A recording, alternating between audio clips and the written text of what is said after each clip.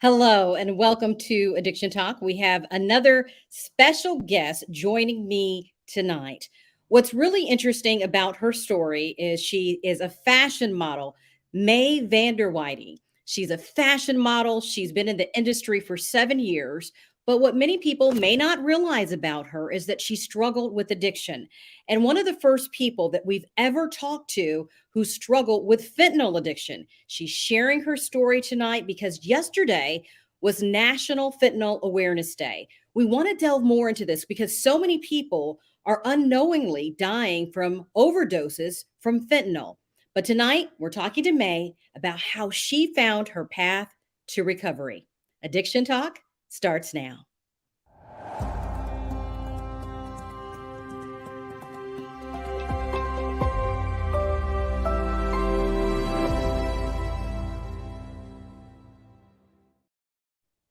And Mae is joining us now. Mae, where are you joining us from tonight?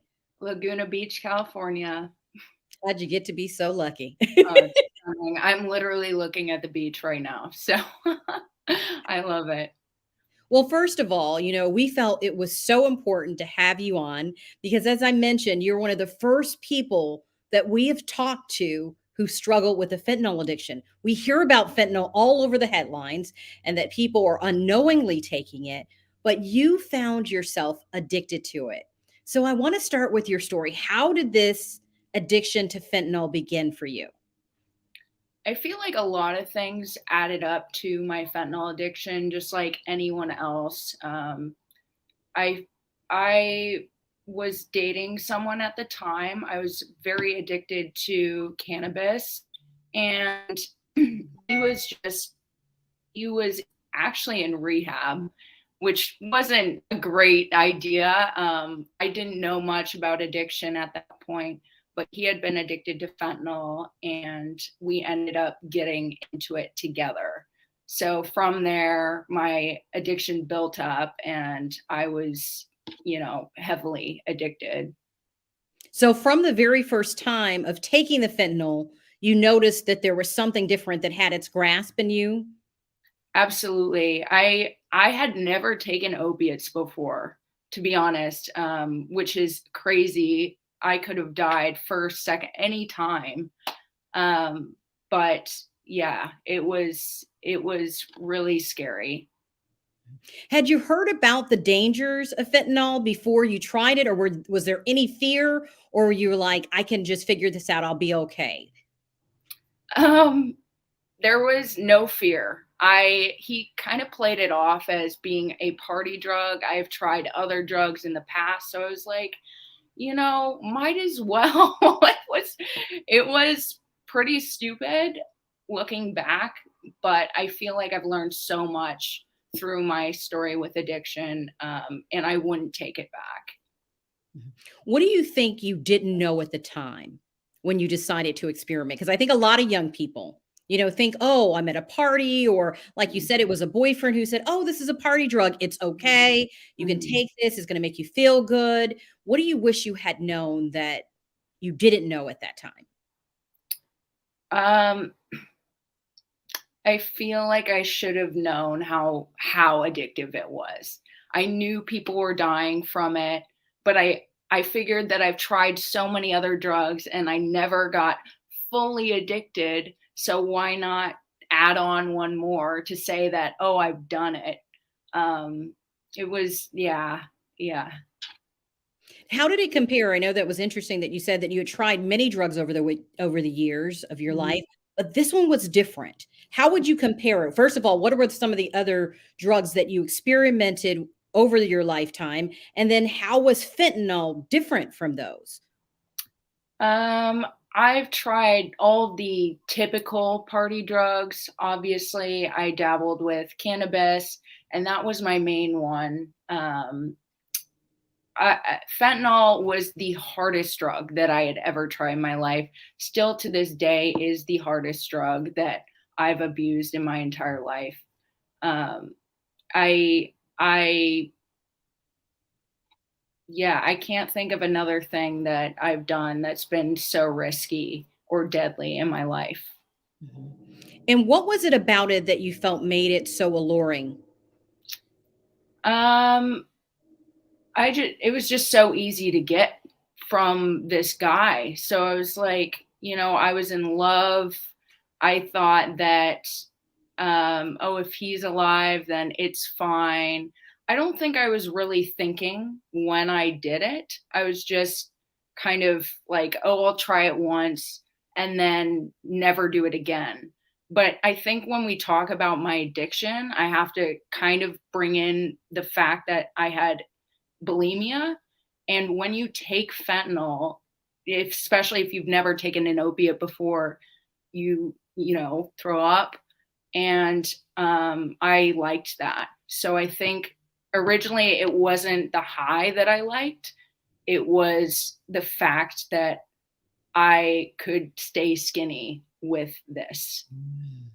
And that's really interesting that you say that, because I can only imagine being in the fashion industry.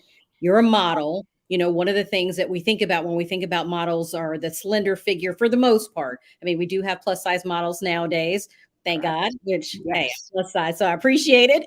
But, Absolutely. over the years, when you think about a model, you think about someone who's thin. So Mhm. how did that play a role in all of this as well? Because I know you said you struggled with the bulimia, but did you Mhm. also feel that pressure once you got started on the fentanyl to continue?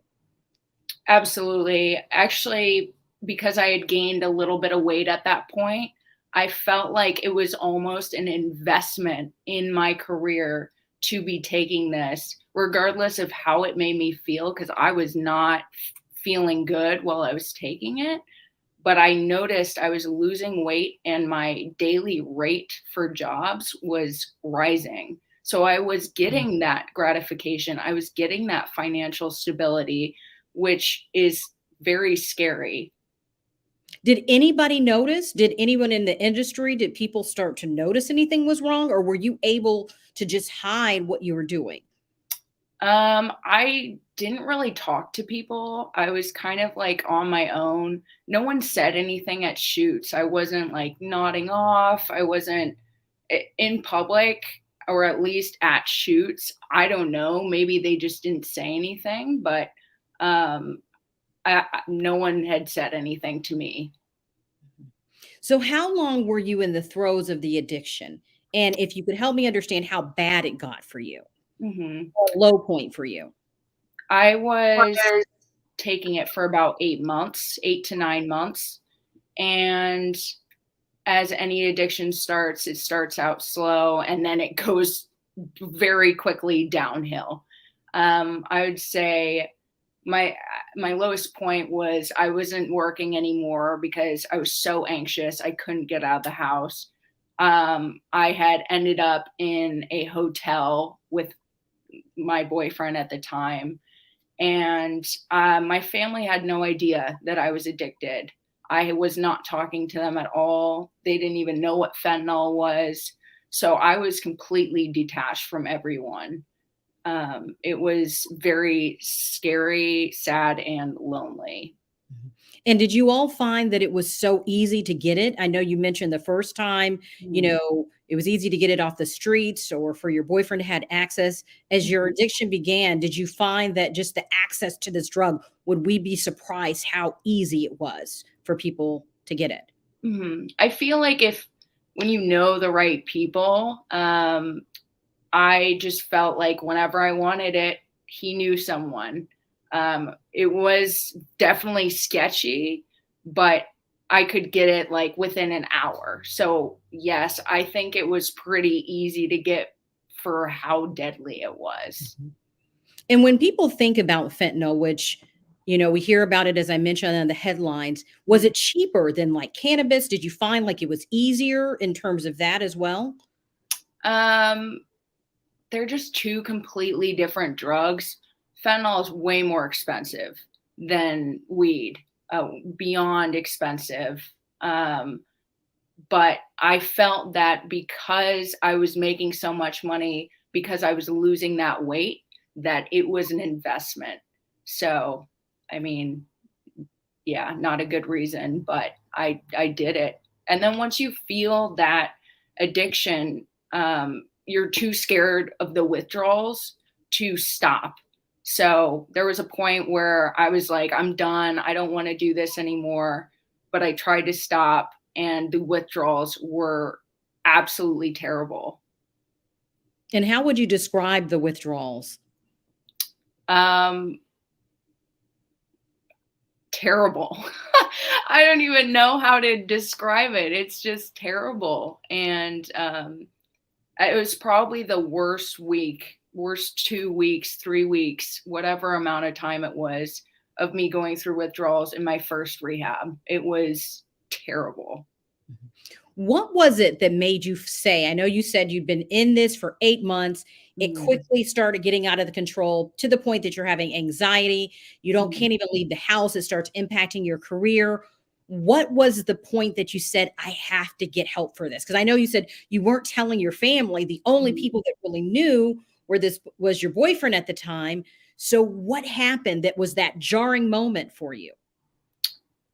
Oh, there were so many moments. I didn't think of me as being someone that would ever go to rehab, so I kind of pushed it off for a certain amount of time. And I think it was when I was in the hotel. I had gone from Airbnb to hotel to wherever. Um, that was probably the point where I was like, okay, I have no family, I have no friends, I have no connection with anyone. I could die tomorrow and no one would know. Mhm. Was dying a fear? No, it was something that I was looking forward to because of how Mm. depressed I was. Wow. Was Mhm. it the drug that you felt led to making you feel more depressed? I know you said you'd already been struggling with the bulimia, or did it Mhm. just exasperate what you were already dealing with? Um, it just exasperated everything. I feel like, again, like if you're struggling with an eating disorder or a previous addiction, those are all just coping mechanisms for something else. So I definitely was struggling with certain things. But yeah, I don't know how else to answer that. No, I think that I mean, first of all, May, thank you for being so transparent because I know it's not easy to talk about. But I hope that you know in sharing your story that some parent, someone out there who's struggling will see that you got help and that you could do it and that hopefully it will encourage them that they can too do it. So I want to thank you because I know this isn't easy to talk about. So what was it that led you to the rehab? Because I know you said you tried that week and quit and you knew, the withdrawal was so bad and you had to do something, but how did you go from that moment to actually showing up at rehab? Um, I think it was just being so low. Like I was either going to die or I was going to rehab. And I didn't, one of my biggest reasons for going to rehab is for my family. Like I hadn't talked to them in months.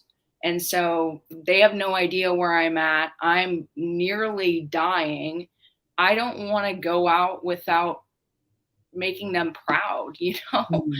I don't want to be just another story of someone that died in a motel or a hotel with fentanyl in their system. That's just not the way I wanted to be seen. Mhm. And so when you got to rehab, what was that like for you? Scary. It was so scary. That was the longest month of my entire life. A, because of withdrawals, and B, you don't have your phone. And then you're meeting all these different people. You meet homeless people, you meet strippers. Like it's crazy, but you find a way to come together. And obviously, you have a common ground. And it was a humbling, but also so cool to meet everyone. Mhm. But again, like definitely really difficult and scary. Mhm. What was the scary part? Was it the unknown or was it that you'd have to go through the detox process? What did you feel was your biggest fears or some of your biggest fears? Definitely the unknown. Like, what is my life going to look like after this? I don't, I'm still craving it. I mean, there was a point where I was I was so low, I didn't want to do it. But when I was getting to those withdrawal processes, I was like, oh, I want to do it now because I'm feeling terrible. Um, yeah, I, it was a mixture of so many different things. Mhm.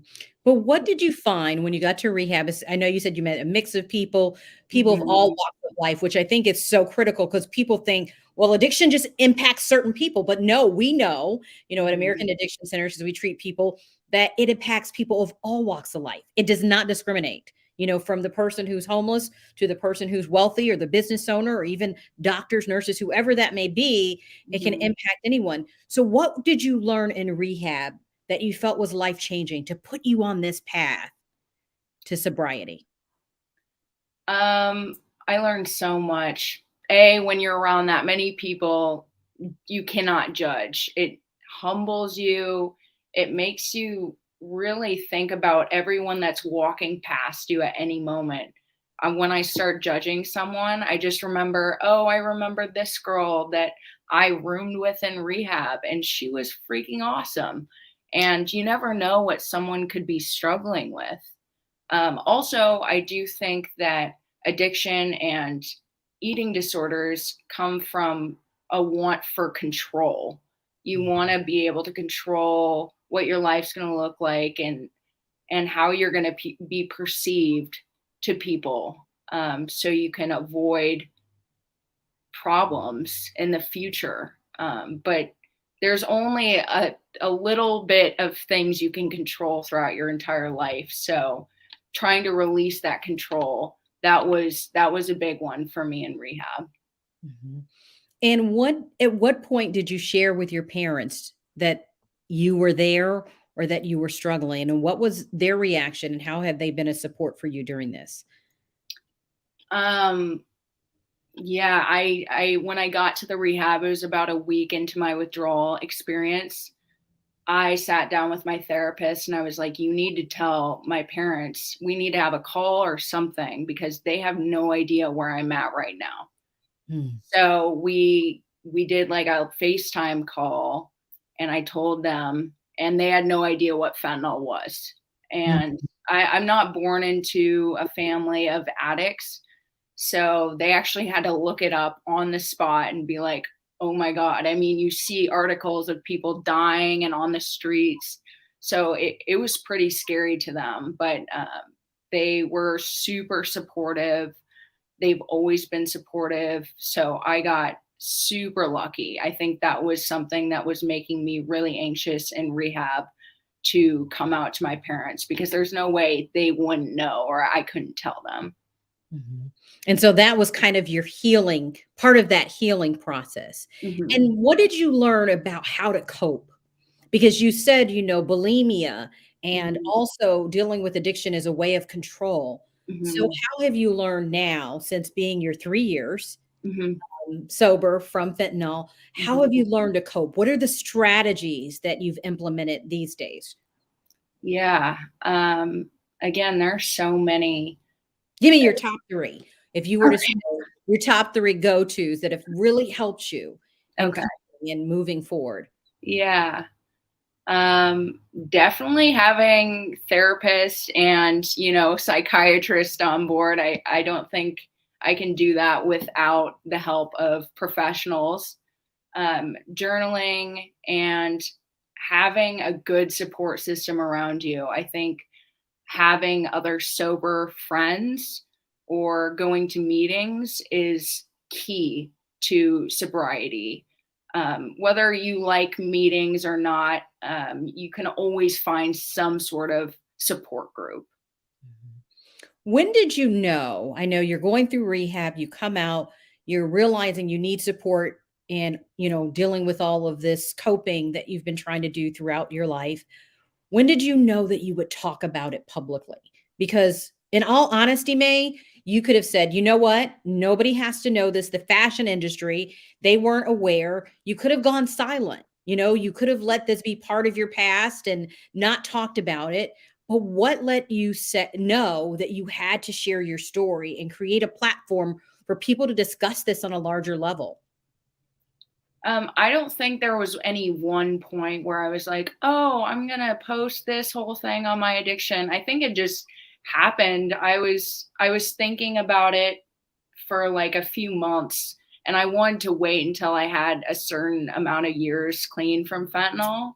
So, and at that point, I had talked so much about my fentanyl use.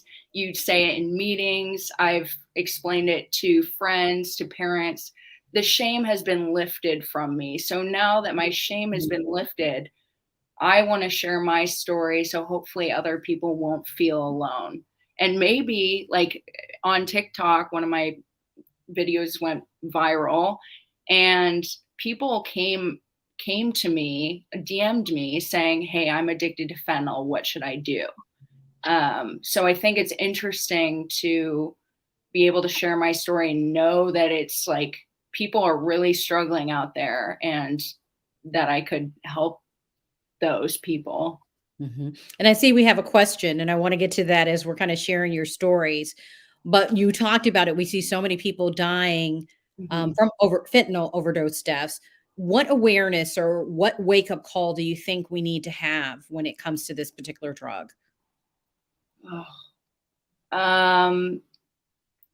Just I think more information for the public because stigma comes from lack of information and fear. It's fear based. So I think just having more information to the public about fentanyl, making it more known that people on the streets that are struggling with this, regardless if it's fentanyl or addiction or not, that they are humans, that they're just really struggling.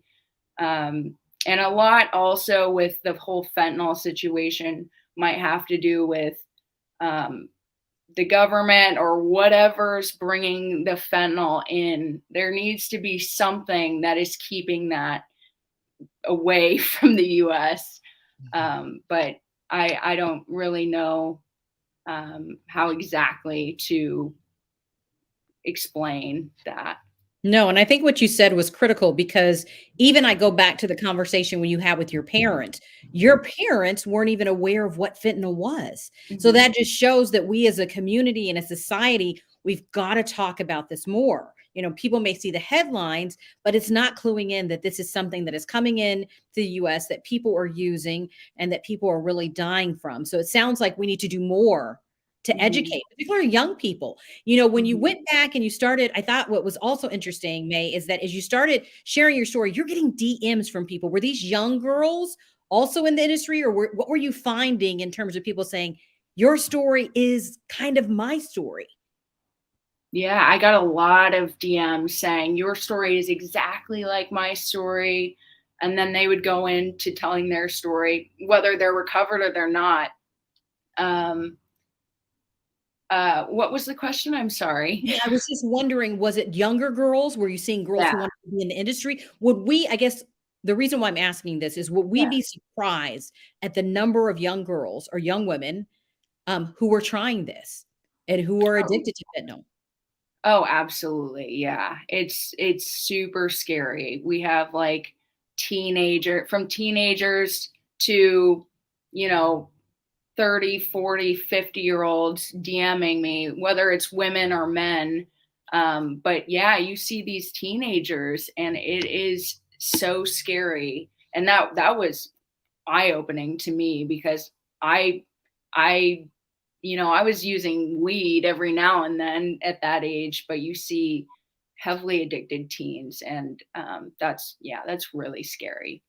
Mhm. So when you look back on your recovery journey, this is kind of where I like to dig into some of the wisdom that you've gained on along the way. What would you say, May, has been the best piece of advice that you've received in recovery? I'm gonna go back to the control thing. And that goes to the serenity prayer as well. It's super overdone, but it's such a good one. It's controlling what you can control and not worrying about what you can't.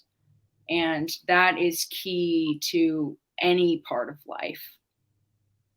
So you felt like when you were able to realize that you have to release control Hmm. and letting go of that and finding other ways to cope with the emotions, or you said the sadness that you felt, finding some way to cope with that, whether that be through therapy or journaling or the other things that you mentioned, that you were able to find this path. Is it get any easier, May? I know you said fentanyl became very addicting. Hmm. Does it get any easier as you're in that recovery journey? I know you're 3 years out now. What have you noticed? Do you still have cravings or desires? Or are you at a point that it's something that you know you have to deal with for the rest of your life, but it's not at the forefront? With fentanyl specifically is not at the forefront.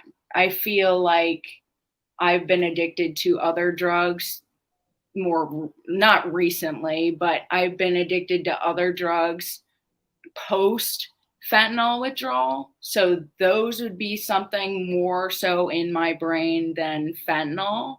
But as for someone that just got off fentanyl, I mean, you're gonna have little thoughts of any drug that you've done in the past. However, I think I've been doing pretty well with that.